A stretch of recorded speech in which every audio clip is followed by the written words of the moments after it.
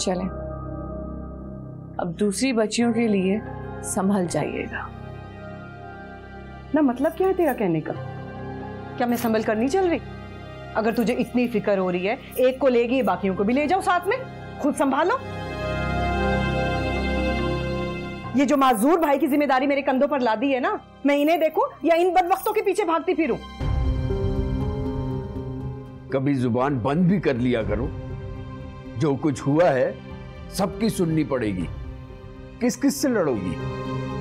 पता है मैं आपसे इसीलिए बात नहीं करना चाहती, क्योंकि आपका हमेशा से रवैया ऐसे ही रहा है। जमीन आसमान का फर्क है आप में और शकीला भाभी में। हाँ भाई, वो तो बहुत अच्छी है, मैं तो हूं ही बुरी। मैं भी बुरी, मेरी बेटियां भी बुरी। वैसे मैं कुछ भी कर लूं ना, मैं आपके लिए अच्छी हो ही नहीं सकती, क्योंकि मेरे पे बुराई का लेवल जो लग गया। तुम उठो, चाय लेकर आओ। नहीं भाई, मुझे चाय वाई नहीं पीनी, मैं बस निकलती हूँ। आमना रुको। भाई मैं भैया क्या जा रही हूँ, वहां से ड्राइवर आपको लेने आ जाएगा। आप भैया के ही आ जाए, हम तीनों बहन भाई साथ में मिलके इस मसले का हल निकाल लेंगे, ठीक है?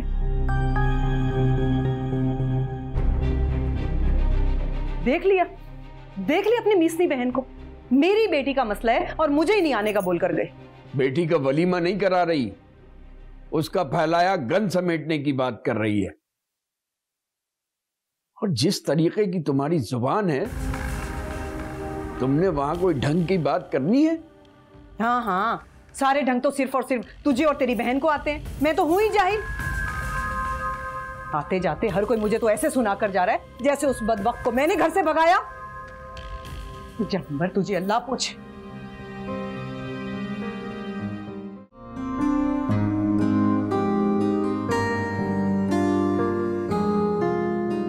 बहुत शुक्रिया उमर साहब आपका। आप चले, मैं आता हूँ।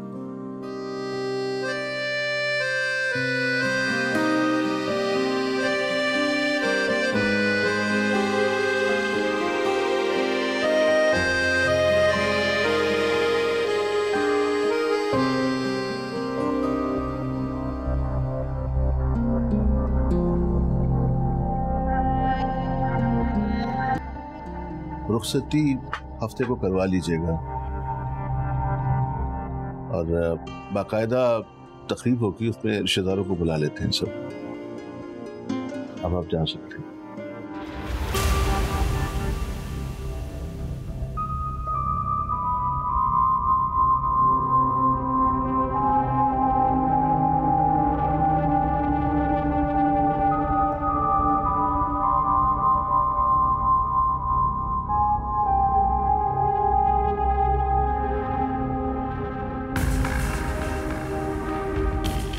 क्या हो रहा है मामा?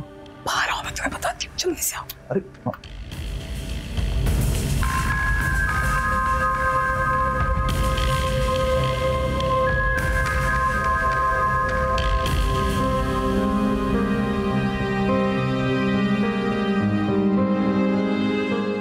मामा क्या कर रही हैं आप? चाचा जान और पप्पू से तो मिलने दें। मिलने ना, पहले अपनी कजन की तो कहानी सुन लो। क्या कारनामा सर अंजाम दिया है उसने। क्या क्या कारनामा? अंबर भाग गई किसी लड़के के साथ। तुम्हारे पापा ने ढूंढा है पुलिस की हेल्प से। किस लड़के के साथ? अरे कोई है दुकानदार अपने स्टैंडर्ड जैसा। अरे भागना था तो कम से कम किसी हाई क्लास लड़के के साथ तो भागती। स्टॉप इट मामा। तो चचा की बेटी ना भागती ना फिर? आई एम श्योर अंबर आपी ने ऐसा कुछ नहीं किया होगा। यकीनन उस लड़के ने वर्गलाया होगा और कोई ना कोई वजह जरूर है। तुम जानते हो उस लड़के को? हाँ, वो सनोबर खाला का बेटा है। कौन सनोबर खाला? आपको याद नहीं? आप ही की पप्पू की बेटी है। ओहो, वो तो बहुत ही गरीब लोग हैं। मामा अब उनके हालात बहुत बेहतर हैं। अब वो गरीब नहीं है। मैं चाचा जान से मिलता हूँ। अच्छा, कम वक्त मेरे ही रिश्तेदार निकलने थे। सारी उम्र गरीब रिश्तेदारों की छाप ना उतरी और ना ही मैं कभी ये बता सकी कि कजन के अलावा मेरा सनोबर से क्या रिश्ता है। भाभी क्या सोच रही हैं आप यहाँ खड़े? कुछ नहीं, बस साजिद भाई के दुख का सोच रही थी। जब से उसकी जीनत से शादी हुई उसकी जिंदगी में एक दिन भी सुकून का नहीं गुजरा। सही कह रही हैं, मैं भी यही सोचती थी कि बेटियां जब बड़ी होंगी तो शायद बाप को सुकून का सांस मिलेगा, लेकिन बेटियां तो उनसे भी बढ़कर निकली। लेकिन अर्शी उन सब में सबसे ज्यादा बेहतर है क्योंकि तुम उसके साथ। अर्शी को तो मैंने सोने का चम्मच देके पाला है, वो उन जैसी बिल्कुल नहीं है। चलो जरा उनकी राम कहानी सुनते हैं।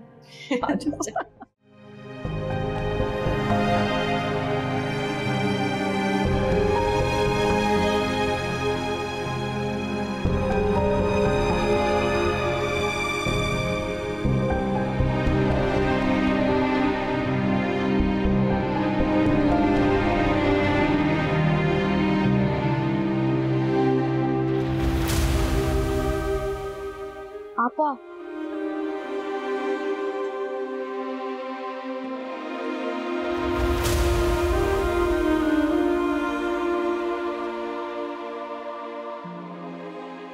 बेटा बहन को अंदर ले जाओ। जी ताबू।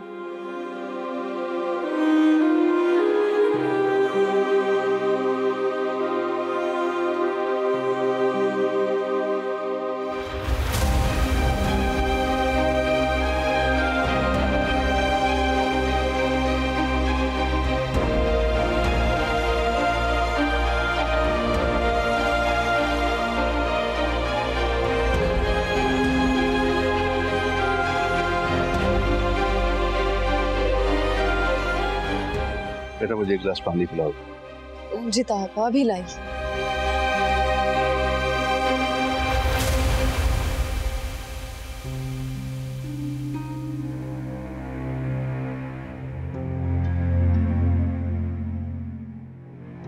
हौसला रखो साजिद,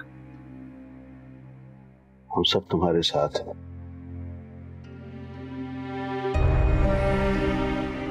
जो कुछ हुआ उसे भूल जाओ। बेटियां तो वैसे होती भी पराया था कि पता नहीं जिंदगी में अभी कितनी सख्ती गर्मी देखनी बाकी है। तुम समझ रहे हो शायद ये रिश्ता इसी तरह तय होना था।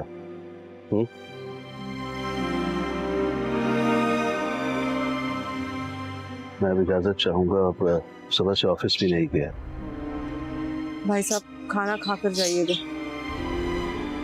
नहीं भाभी, फिर कभी सही।